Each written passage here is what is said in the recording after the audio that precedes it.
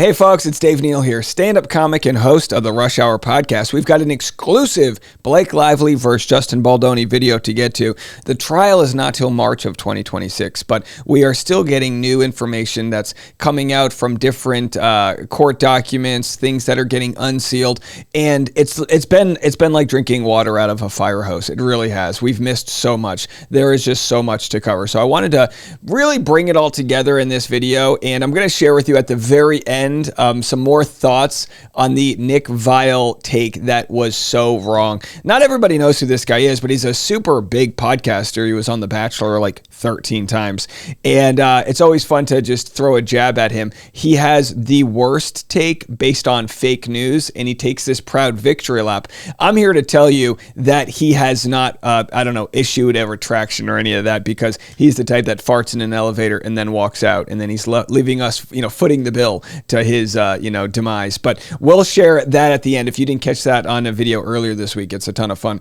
But also, some of these messages coming out are pretty wild. What we've learned, which is going to completely, be on the opposite side of what Nick thinks is going on, what we've learned covering this trial is the more information that comes out, the more it appears as though Blake Lively has no real evidence. So we're going to get into all of that. Hey, by the way, if you ever want to see me perform live, you can go to rushhourwithdave.com and actually sign up for my newsletter. If you scroll down to the bottom of my website, you'll see you can just sign up right there. Plus, all of my videos are there. A lot of times people will tell me, I'm not getting recommended your new content. It happens all the time.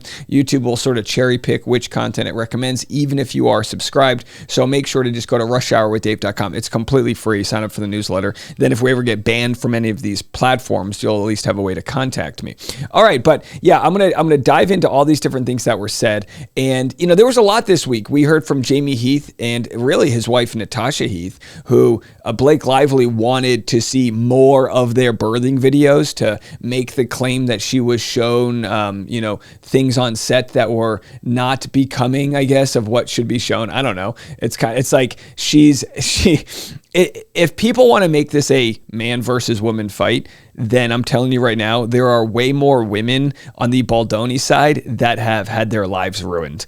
Whether it be the humiliation by Natasha Heath, having her home birth being used and weaponized against her as part of Blake's smear campaign. Whether it be all of the people that worked in PR on Justin Baldoni's side that were fired and have had their cell phones taken and private information used against them through iCloud hacking, things that are real crimes that, someone like Stephanie Jones might get charged with eventually when the dust settles on this thing. So anyhow, don't make this, in my world, I'm like, we can talk culture war stuff all we want, but don't make this a man versus woman thing right now, because there's a hell of a lot of women on the Baldoni side that need a lot of justice here.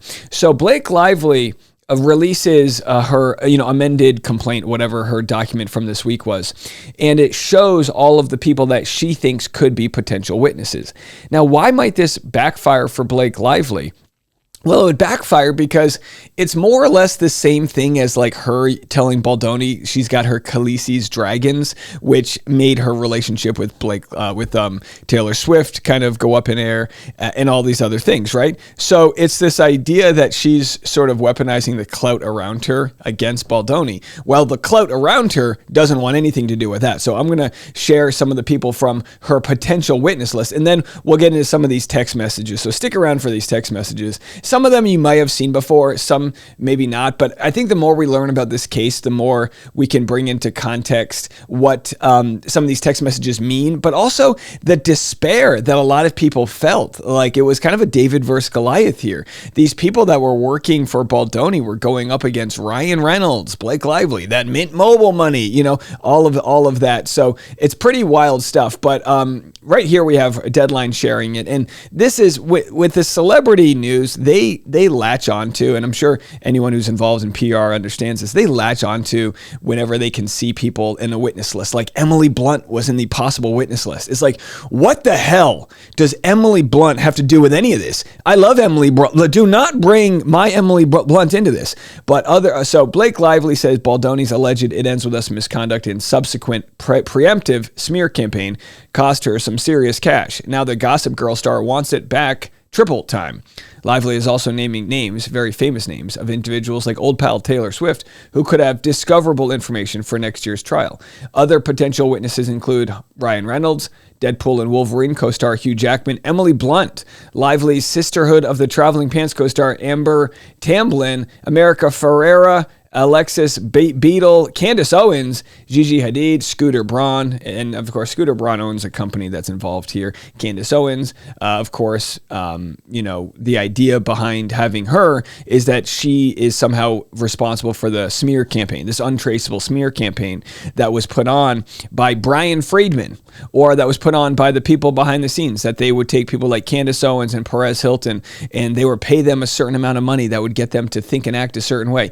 Listen, Candace Owens is being sued for God knows how much money, like €1 trillion at this point. I don't know the exact number, but she's being sued by the president of France.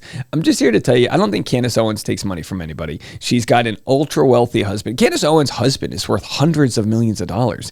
You think she's taken 20 grand or whatever, would be available for funding from Brian Friedman to have a certain point of view? That's absolutely insane. I personally haven't taken $1. Nobody has ever told me what to think about anyone.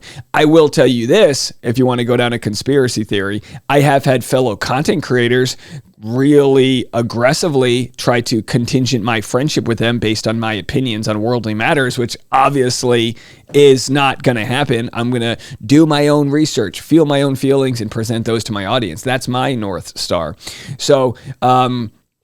So yeah, they've got all of the different, we don't need to share the different text messages here, but all of the different people that might be involved. And are they actually involved, or is this Blake Lively just trying to do a superlative of how many famous people she knows?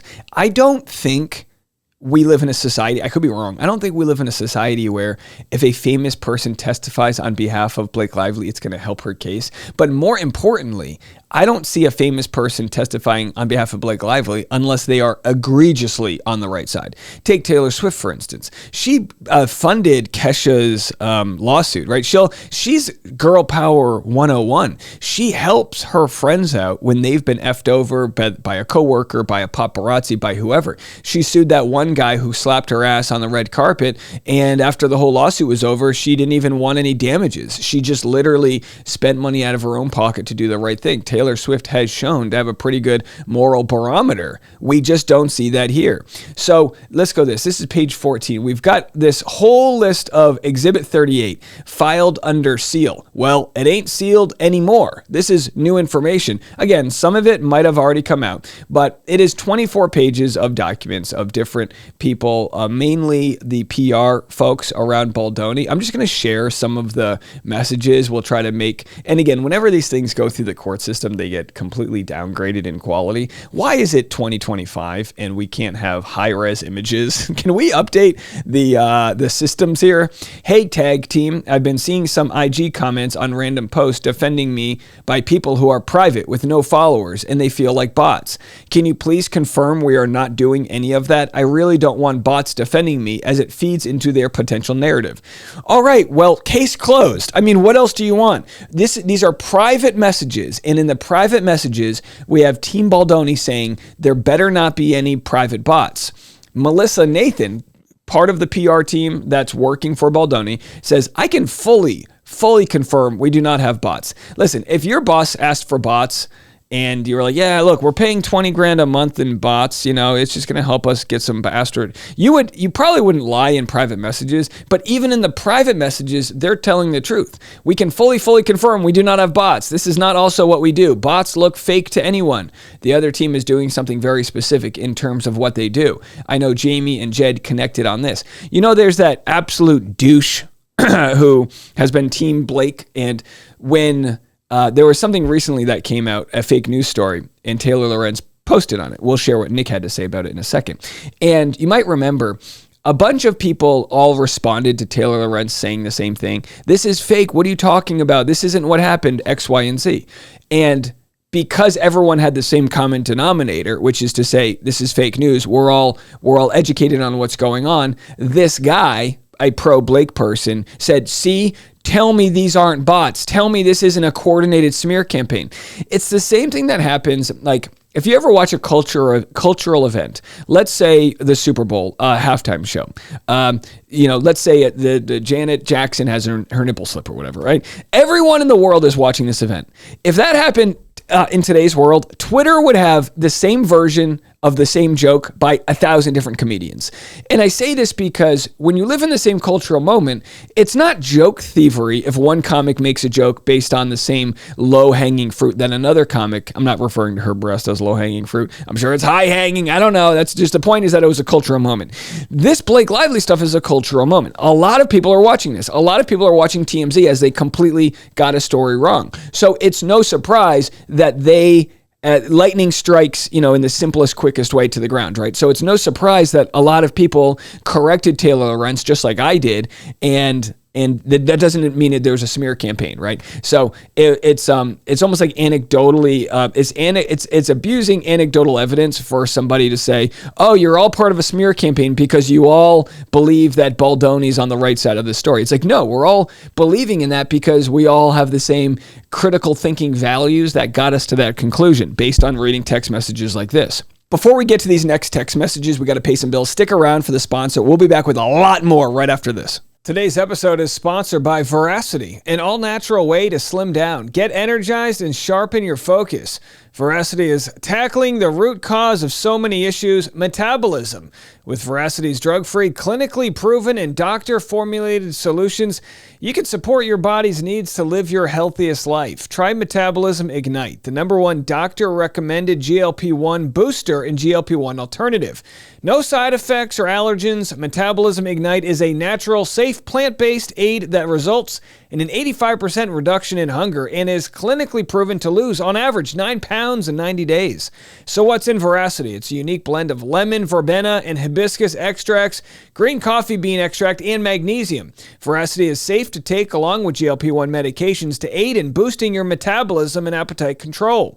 Head to veracityselfcare.com and use code RUSHHOUR for up to 45% off your order. Once again, that's veracityselfcare.com for up to 40% off, and make sure you use my promo code RUSHHOUR so they know I sent you. Veracity doesn't just offer a quick fix for fatigue or weight gain. The products actually help you maintain a healthier lifestyle. It's the best kind of self-care. Bots and fan accounts also run pretty organically by now with all the AI platforms and Google Analytics itself. There is no bot army. That's a myth these days. That's another good point, is that bots do exist. So when my wife used to model for a company, the company was pretty famous, and she would always get all these random comments. And my thought behind that was, these aren't bots that are there to do anything other than to harvest their own channels. There are bot farms that exist that harvest accounts so that they can get followers, and those bot farms are the type that post on Mr. Beast and other famous celebrities because it's much easier to get engagement when you post on bigger name people. So the bigger you get, what I've realized is the more likely that bots will exist just to be a part of a cultural conversation, not even to be on one side versus the other. This is actually what they proved about the Russian disinformation campaign from the election a few election cycles ago, is that there was Russian involvement in the election. It just wasn't for one side versus the other. There were bot farms of Russian disinformation. Their goal wasn't to push Trump versus Hillary. The proof, which has been studied, is their goal was to sow disinformation about democracy, which, by the way, they did a pretty damn good job, didn't they? Didn't the Russians do a really good job getting us all to hate each other? If we could all just figure out to love our neighbors, life would be a little bit better. All right, what do I know? My voice is going out. Here are some more text messages. Definitely don't want to play stories and yet just want to change the narrative. I wish they would write that. I only said nice things about Blake and never spoke disparagingly of the cast, and so it's apparent the feud only works one way. And would love to start to move towards the future of what's next. Not sure when that time would be right, but announcing that I'm directing Pac-Man, I think would be a good move sometime soon. Do we know he's directing Pac-Man? Is Baldoni, leave a comment, is he still directing Pac-Man? Either way, this is, he's like looking, and we're going to see more of this proof saying, I didn't say anything bad about her. It's just people said bad things about her. So he's saying it's completely one-sided, Melissa responds, we totally agree, and as I think you can see, the majority of the press and social-wise agrees with you as well. The next announcement should be planned perfectly, so let's discuss that timing and background, because whatever you do next, obviously the first story will be linked to this, so it should be placed with someone extremely friendly, so we can control it as much as possible in the right way. That's what this is exactly what PR is. Controlling the narrative as you can. If you can get an interview with a friendly person, get that. PR, and by the way, PR can be about smearing another person, but this is friendly PR. It's about controlling things that you can control, which is very Baha'i of Baldoni to not talk trash about people and try to live his life. Now, what's so sad about these text messages right here is that we're looking at these text messages and how naive, sadly, of Baldoni to think that he's about ready to move on. You know, this is fall 2024. He's like, all right, well, hopefully pretty soon we'll have interviews that don't involve this. Wrong. Not his fault. This is just the way it is. More messages here. Seems the only scenario is either premiere is canceled or he doesn't go. Baldoni. If he doesn't go, we need to get ahead of it stronger and position as potential boycott. Imbalance of power as narrative. If no premiere at all, still need to get ahead of it, but perhaps in a softer way. So, of course, what they found out was Baldoni would go. He would just have to do the red carpet after and go in the basement. I mean, this is total. When you bring back the basement idea of the premiere, his own film, his baby, the thing he vouched for and spent his whole time working on, the amount of time he probably wasn't with his family because he was show prepping. When you think of all of those things, it becomes even more insulting to remember that he was sitting next to a couple crates of water in the basement. I'm so sorry this is totally blown up. I don't think I can do the walkthrough. So you can just see the moments where they realize, shit, it's way more serious. We might even cancel this whole thing. Here's a message which I have no context to what the hell this is about. Harvey, this is just interesting. And again, is this Harvey from TMZ? Tell Alex what age are the word to pull with Brendan if effing stupid, outrageous, sleazy, and we will not be a part of it. The response, what? And he goes, you know. And then their response, what? I have no idea what you're talking about. And then his response, really? Your own publicist is going rogue. So this could be a message. Again, I'm sorry, I don't know. But this could be a message from Harvey at TMZ to Stephanie Jones. We'll have to see. But I just love people in power that don't care about typos. I'm going to read this first text one more time. Tell Al, and I'm reading it what it says if you're listening on the audio only. Tell Alex what age are the word to pull with Brendan if effing stupid, outrageous, sleazy, and we will not be a part of it. What? You know. Please, someone help us out. Somebody get your boomer boss to learn how to use typos. No offense to boomers out there. And then here's another one from Sarah Valdez. Jennifer Nathan, so Jennifer Nathan's in the subject. Jennifer Nathan deserves to be on the front page of the New York Times saying she's going to destroy and bury Blake Lively. Your company deserves to be destroyed and buried. Taking money to be strategic a-holes doesn't even need a special place in hell. You've done a good job creating it on Earth. Yikes. So clearly, I mean, the war, obviously the Blake Lively versus Baldoni war we know about, but these side tertiary wars here between the different PR people and whatnot. So if one side says they're going to destroy and bury, and then the other side says, no, we're going to destroy and bury you. Is it a reverse smear campaign? And look, saying you're going to destroy and bury somebody, that doesn't, you're allowed to have freedom of speech. Just because you say you're going to bury somebody, there's no context over what you're going to bury them for. You could bury Blake Lively with her own words.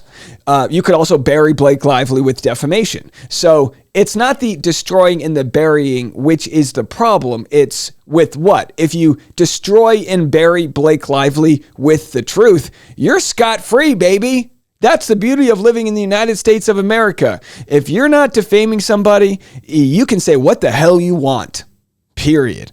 And if we don't have any proof of anything they've said about Blake Lively or done that is not true and accurate, Blake loses this case, which I don't bet on much.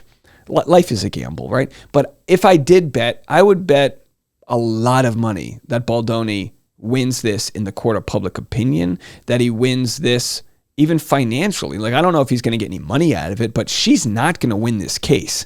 And this is what's so interesting about it. And let me know your comments. She is so insulated by her yes people that she's paying out of her ass, out of her Gucci ass. She's paying, whatever that means. She's paying, just imagine it to be expensive. She's paying for all of these attorneys and everyone and they're all cashing their checks. She doesn't have a snowball's chance in hell. And again, this is the type of evidence that's going to come out and be like, case closed if you're in the jury. It just eats at me that we legit, for the first time ever, did nothing, and we are sued as if we were knocking on doors, rallying people against her. So these are the, Baldoni's publicists saying, I can't believe it. The public outcry, the public hates Blake Lively so much, and we're getting sued over it. Melissa Nathan says, I know. Do you need me to send our text to Brian Friedman, or does he have? Statement is good. Love mentioning Stephanie and Leslie by name. The ones I sent directly to you last night in text were strongest. Melissa said, I feel sick. I can't call as I've had such a bad stomach ache last few days, and today is the worst. Brian has every single thing that you sent me, but perhaps what you can do is write an email outlining sort of like the timeline of what you think, what you know, and include Jed as well. Brian Friedman must have several assistants that have spent a lot of time and energy putting together all of this information. I can't imagine Brian Friedman's doing it. Obviously, I'm assuming he's used Reddit as a source to compile all the different things, whether it be the metadata that was found of the New York Times months in advance, coordinating with Stephanie Jones and Blake Lively and all of this other information.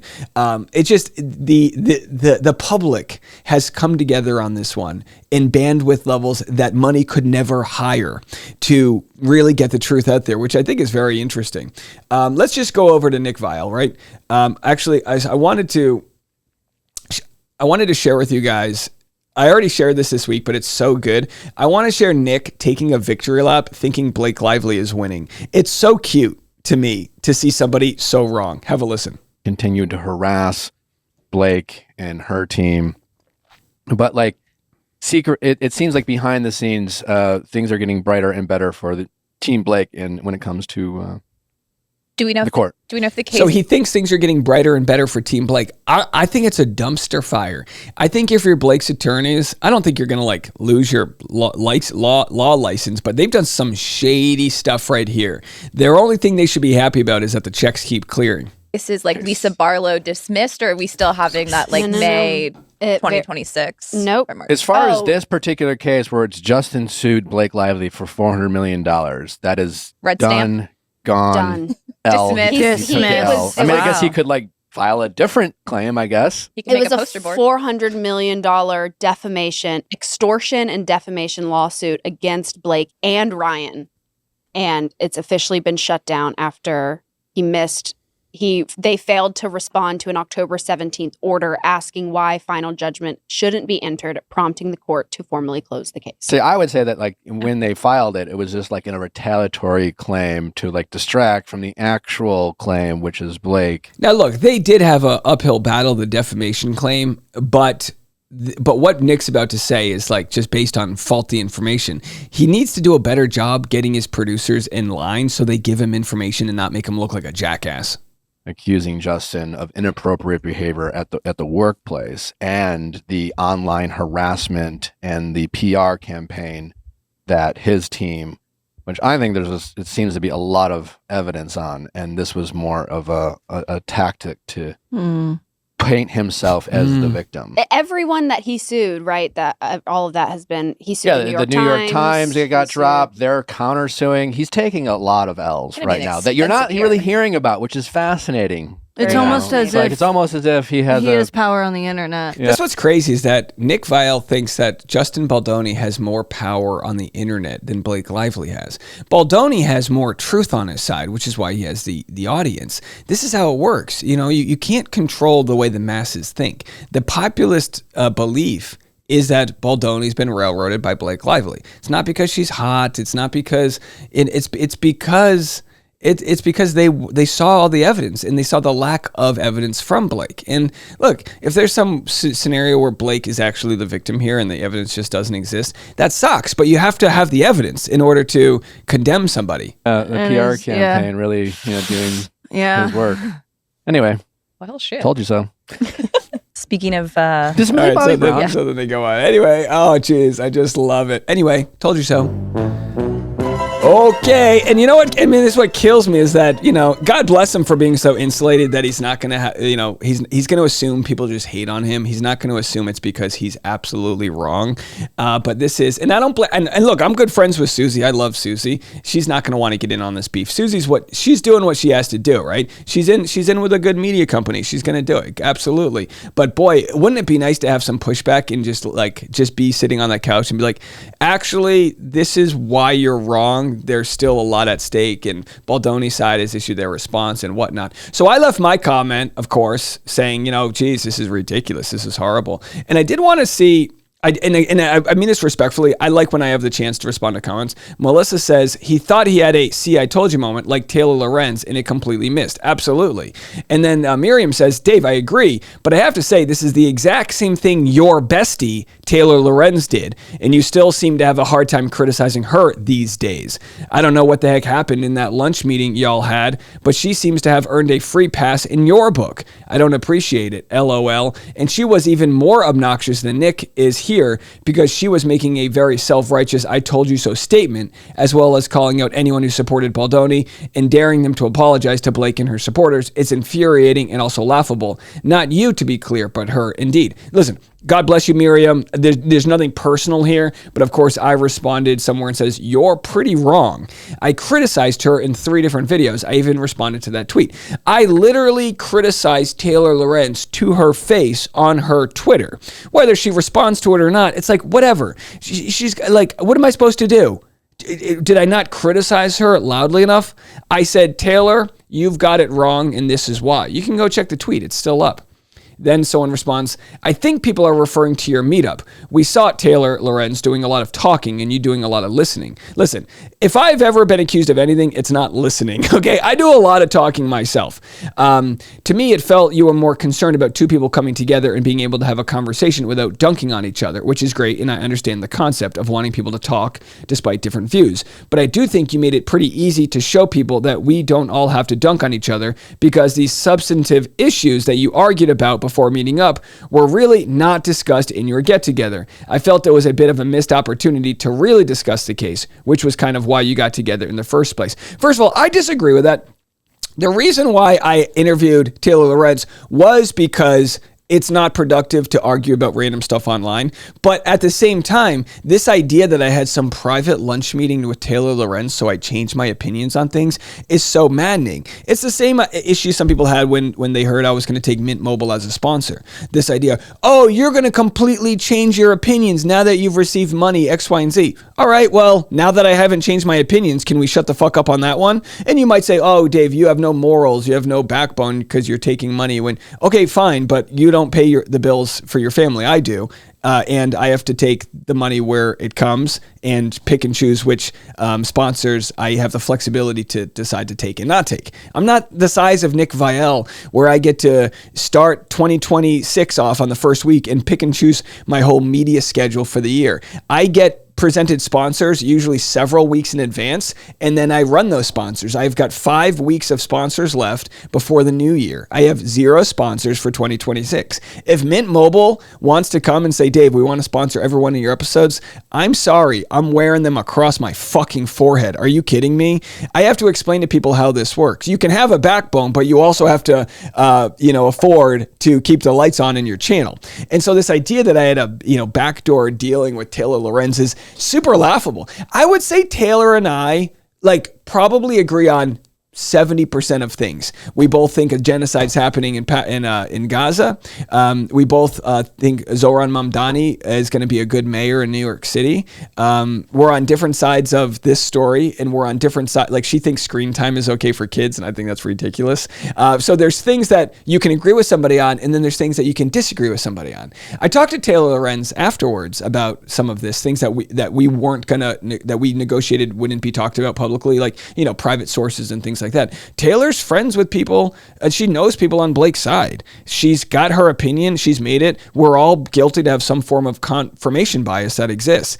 I don't have any stake in the game. I actually know more people on on Blake Lively's side than I do on a personal level than I do on Justin Baldoni's side. But when you lived in LA, I lived in LA for 10 years. I know people that are probably at Thanksgiving dinner with Justin Baldoni. Like I know people that are pretty close in that faith. But I've also met people that are really close to the Blake Lively stuff. In the end, I have to put that all aside and give you my best opinions. But I'm not going to do a half an hour interview with Taylor Lorenz where we're walking around in person, and I'm not going to smear her for overly condemn her for her beliefs. She's on a different side. The audience will pick and choose who they want to support. I live in a world where I think those conversations are good and they don't have to be hostile. It's just like, Taylor, agree to disagree. You've got your beliefs you've stuck onto, and I think that they're based on, half-truths and whatnot. Done. Moving on. And if she tweets something that I think is wrong, maybe I'll respond and correct it. But this, everyone wants a conspiracy to exist. Like, Taylor and I are good buddies. We're just a couple old millennials that are trying to get clicks online. You know what I mean? That's it for me. We made it. I hope you guys have a great rest of the weekend, and I hope you enjoyed this extra content. Hit the subscribe button, and join Patreon, patreon.com/Dave Neal if you want to support our channel. We'll be back Monday. We'll see you then. I'm Dave. This was The Rush.